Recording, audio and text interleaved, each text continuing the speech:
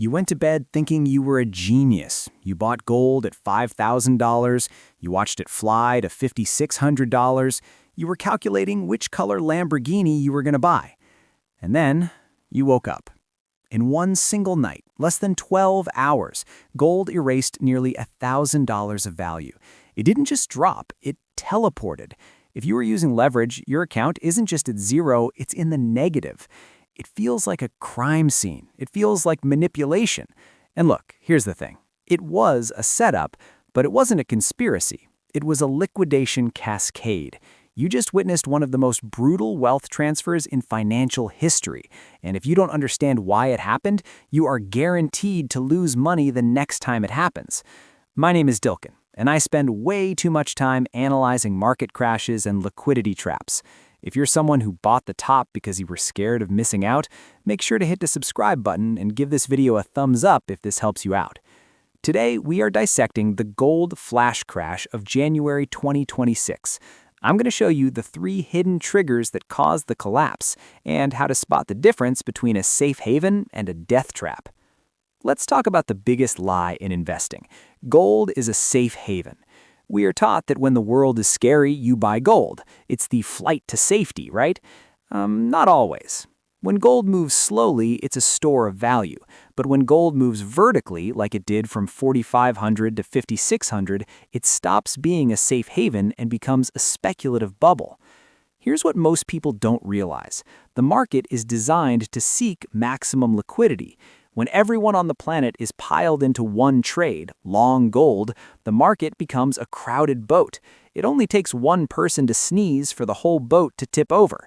Retail traders saw the price hitting $5,500 and thought, it's going to $10,000, WW3 is starting. Institutions saw the price hitting $5,500 and thought, this is the most expensive liquidity we have ever seen, time to dump. To understand the crash, we have to understand the pump. Why did we hit $5,600 in the first place? It was a perfect storm of 3 things. The war premium. We had headlines about Venezuela and Iran. People were terrified. Fear makes you buy at any price. The Fed pivot bet. Everyone was betting the US dollar was dead and rates were going to zero. A weak dollar makes gold fly. The gamma squeeze. This is the technical part. As price broke 5,000, market makers, the guys who sell you options, were forced to buy gold to hedge their positions. This created a feedback loop. Price goes up, market makers buy, price goes up more. It went vertical. And whenever you see a vertical line on a chart, you should be terrified. That is not sustainable growth. That is a Tower of Babel waiting to fall. So, the boat was full. Everyone was long. Leverage was maxed out. Then, on Friday night, the music stopped. 3 things happened almost simultaneously that shattered the thesis. Trigger number 1, the hawk. News broke that Kevin Warsh is the frontrunner for Fed chair. Why does this matter? Because Warsh likes a strong dollar. He hates inflation. Instantly, the Fed pivot bet died. The dollar spiked. When the dollar spikes, gold dies. Trigger number 2, hot PPI data. Inflation data came in hotter than expected. This confirmed the Fed cannot save the market with rate cuts. Trigger number 3, the peace deal. The geopolitical tensions cooled. The fear premium evaporated. Now you might be thinking, okay, that's bad news, but why did it drop $1,000 in one night? Why not just a slow correction? This is where it gets really interesting. This is the mechanics of a crash. Imagine a movie theater. It holds 500 people. Everyone is watching the movie Gold to the Moon. Suddenly, someone yells, fire. That's the Warsh news. Everyone runs for the exit, but the exit is a tiny doggy door. When you are long gold, to exit your position, you have to sell. So the first group of traders sells. This pushes the price from 5,600 to 5,500. At 5,500, the traders who bought with 100x leverage get a margin call. Their broker forcibly closes their position. How does a broker close a long position? They sell it. This forced selling pushes the price to 5,400.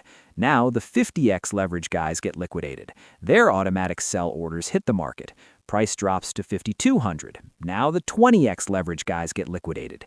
It's a chain reaction, a liquidation cascade. There were no buyers. The bid disappeared. The institutions stepped away and let the retail traders trample each other to death. They waited until the dust settled at 4,500 to even think about buying back in. So, how do we avoid getting wrecked next time? Rule number 1, never chase a parabolic move. If a candle is vertical, you missed the move, period. Buying at 5,500 wasn't investing, it was gambling that a greater fool would buy it from you at 5,600. Rule number 2, watch the dollar, DXY. Gold is priced in dollars. If the dollar is screaming upwards because of Warsh or data, gold must come down. You cannot trade gold in a vacuum. You have to watch the currency it's priced in. Rule number 3, wait for the flush.